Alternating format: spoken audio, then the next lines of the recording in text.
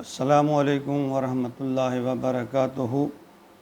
میں اولا مصطفیٰ ہوں اور آپ دیکھ رہے ہیں میرا یوٹیوب فیس بک چینل پیام اسلام۔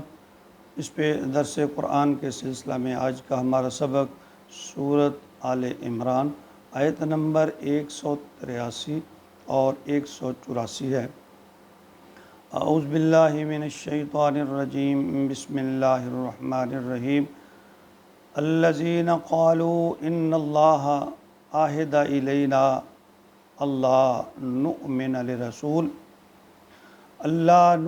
لرسول حتی یأتینا بقربان تأکلہ النار قل قد جاءکم رسل من قبلی بالبینات وبالذی قلتم فلم قتلتموہم ان کنتم صادقین فَإِن كَذَّبُوكَ فَقَدْ كُذِّبَ رُسُلٌ مِّن قَبْلِكَ جَاءُوا بِالْبَيِّنَاتِ وَالزُّبُرِ وَالْكِتَابِ الْمُنِيرِ۔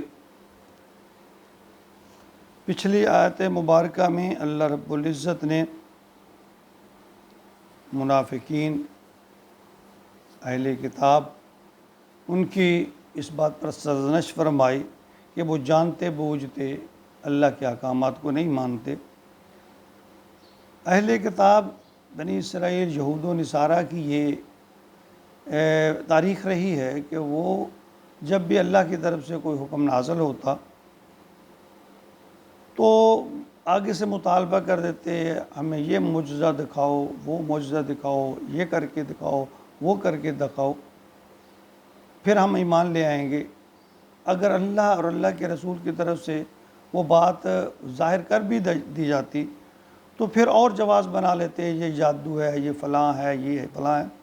یعنی ان کے دل میں کھوٹ تھا جس کی وجہ سے وہ نبی اکرم صلی اللہ علیہ وسلم پر ایمان نہیں لاتے تھے۔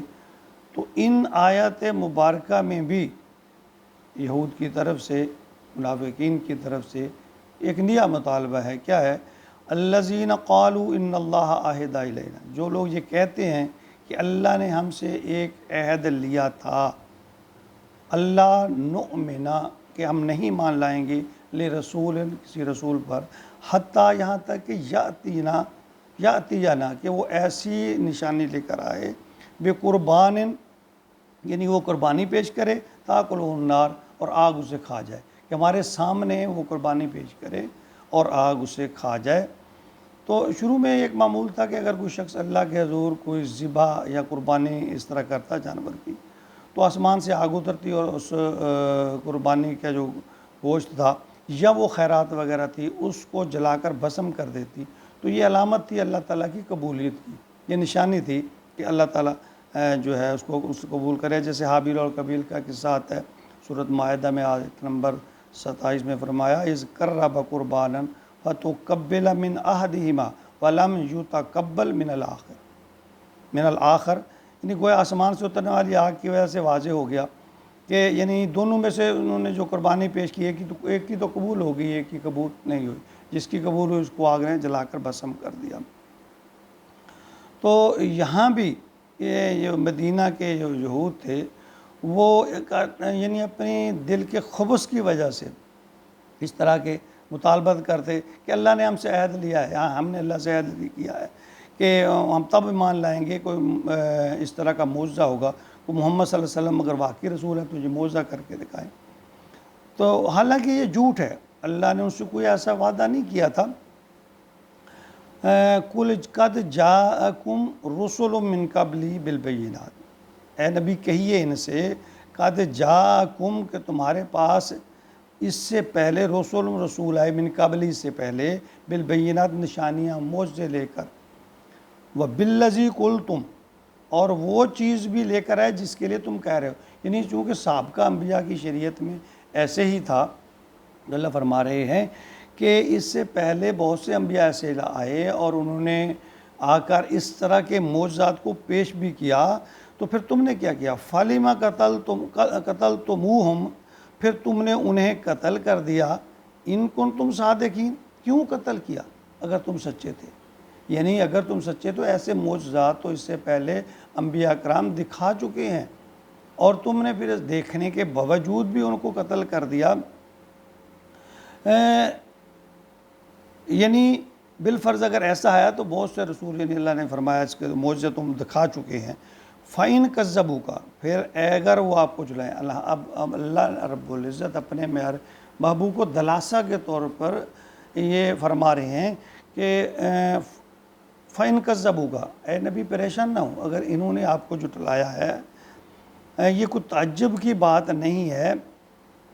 فَقَدْ كُذِّبَ رُسُلٌ مِّن قَبْلِكَ، یہ اس سے پہلے بھی بہت سے انبیاء کو اسی طرح جھٹلا چکے ہیں۔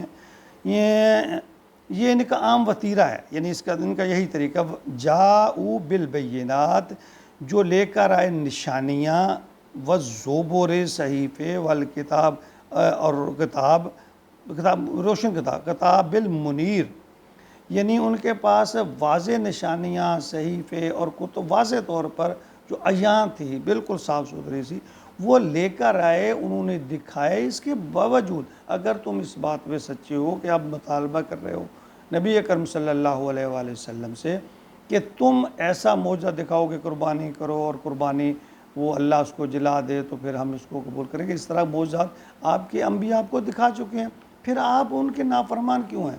آپ نے ان کو ناحق قتل کیوں کیا؟ آپ نے ان کی باتوں کو کیوں تسلیم نہیں کیا؟ ان کے معجزات کو اپنی آنکھوں سے دیکھ کر کیوں تسلیم نہیں کیا؟ یعنی یہ اللہ رب العزت حجت تمام کر رہے ہیں کہ یہ لوگ کل قیامت کے دن یہ نہ کہیں کہ ہمارے ساتھ زیادتی ہو۔ اللہ فرما رہے ہیں یہ دیکھو میں نے تمہارے ساتھ ایسا کیا، تم نے آگے سے کیا، میں نے تمہارے ساتھ یہ تمہارا پیغام بھیجا، تم نے آگے سے کیا جواب دیا۔ یعنی ہر چیز کو ایک ایک کر کے اللہ بیان فرما رہے ہیں کہ یعنی اچھا ہمارے اندر یہ ہم قرآن مجید جو ایک کتاب ہے، یہ نہ صرف قصے کہانی پرانے قصے کہانیوں میں ہمارے لیے سبق ہے کہ تم ایسے ہی کوئی من گھڑت باتوں کو یا اپنے خیالات کو نہ پیش کرو کہ یوں کرو، ایسے ہوگا تو ویسے ہوگا۔ جب ایک اللہ اور اللہ کے رسول کا پیغام ہم تک پہنچ جائے تو ہمیں اسے تسلیم کر لینا چاہیے، اپنی عقل کے گھوڑے نہیں دوڑانے چاہیے۔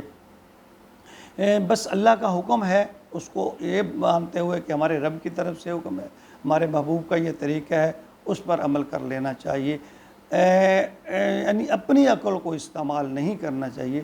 اللہ رب العزت ہمیں قرآن مجید کو سمجھنے، نبی پاک صلی اللہ علیہ وسلم کے حدیث مبارکہ کو سمجھنے اور پھر اس پر عمل کی، مکمل طور پر عمل کی، اور عمل بھی اللہ کی رضا کے لیے اخلاص کے طور بالکل اخلاص کے ساتھ عمل کی توفیق عطا فرمائے۔ آمین یا رب العالمین۔